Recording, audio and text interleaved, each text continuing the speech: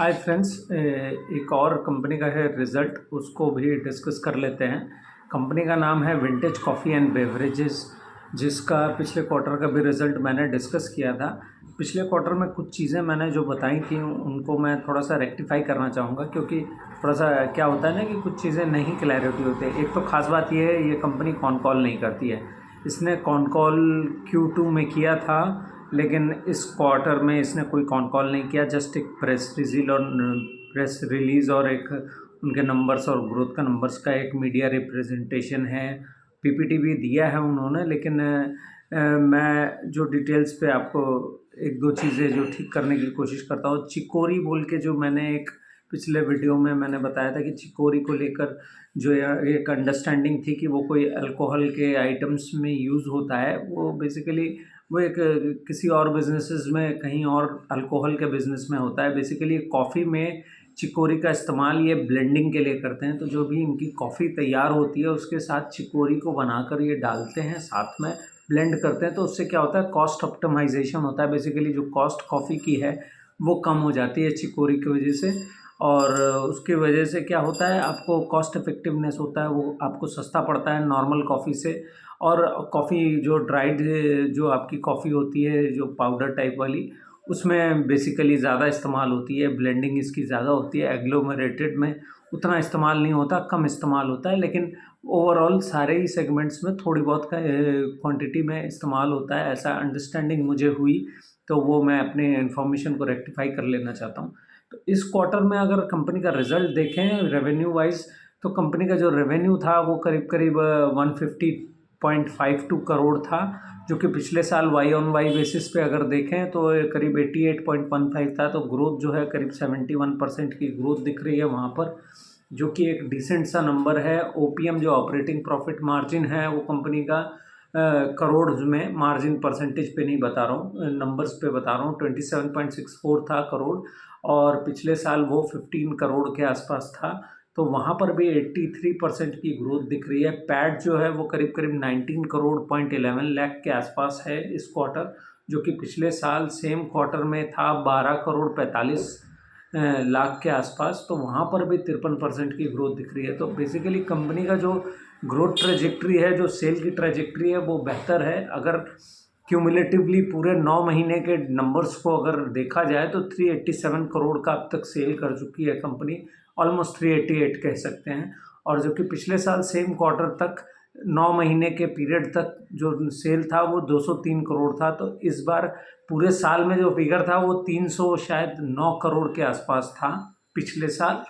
इस बार वो number already हम उसके ऊपर चले गए हैं, 388 करोड़ तक का सेल 3 क्वार्टर में हो चुका है। तो मेरी एक्सपेक्टेशंस ये है कि इस लास्ट क्वार्टर में एक्सपेक्टेडली ये कंपनी का जो नंबर आएगा इस क्वार्टर में वो ऑलमोस्ट ऑन द लाइन है।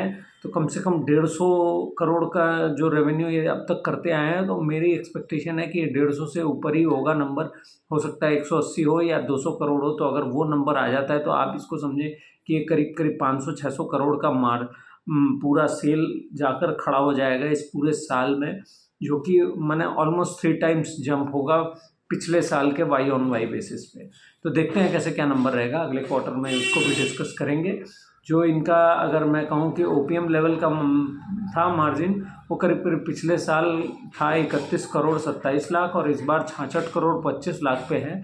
तो वो भी ऑलमोस्ट 112% से ग्रो कर गया है। तो सेल में ग्रोथ जो 9 मंथ्स के क्यूमुलेटिव पीरियड में है वो 91% की है, और ओपीएम के लेवल पे ये 112% की ग्रोथ दिखा रहा है। और प्रॉफिटेबिलिटी की बात करें तो कंपनी की जो प्रॉफिटेबिलिटी है 9 मंथ्स के फिगर पे, तो वो करीब करीब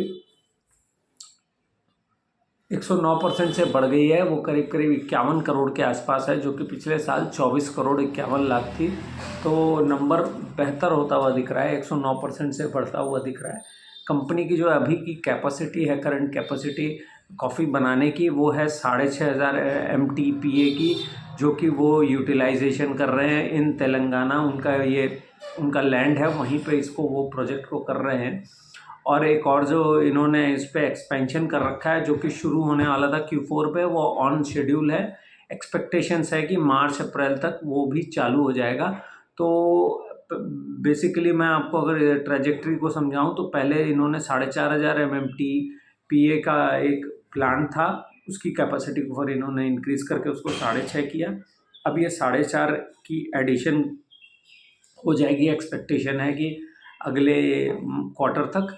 तो और एक्सपेक्टेशन ये है कि उसका भी 100% यूटिलाइजेशन जो है वो विद इन मंथ्स होगा, 1-2 महीने के अंदर, क्योंकि उनके पास ऑलरेडी ऑर्डर का इनफ्लो बहुत हैवी चल रहा है।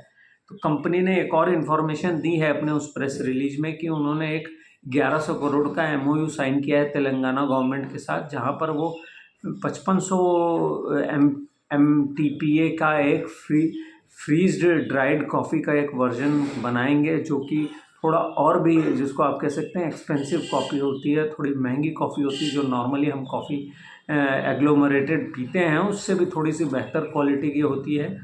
और उसका जो एरोमा, उसका जो टेस्ट है वो इनलॉक्ड रहता है, वो माने फिज़ल आउट नहीं होता बेसिकली। तो उसके लिए MOU हो गया है एंड एक्सपेक्टेशंस है कि उसकी प्रोडक्शन का जो है वो एक गाइडेंस ये है कि फाइनेंशियल ईयर 28 से शायद वो प्रोडक्ट अवेलेबल हो। तो आप देखें कि कंटिन्यूअसली कंपनी की जो ट्रैजेक्टरी है वो अच्छी है। उम्मीद करता हूँ कि कंपनी का जो भी इसके बाद का जो भी अपडेट रहेगा वो भी मैं आपके साथ डिस्कस करूँगा। कोई बाय सेल की रिकमेंडेशन नहीं है, आप अपने एनालिसिस को देखें, कोई सवाल हो तो ज़रूर पूछें, उस पर मैं आपको अपडेट करूँगा। Thank you so much.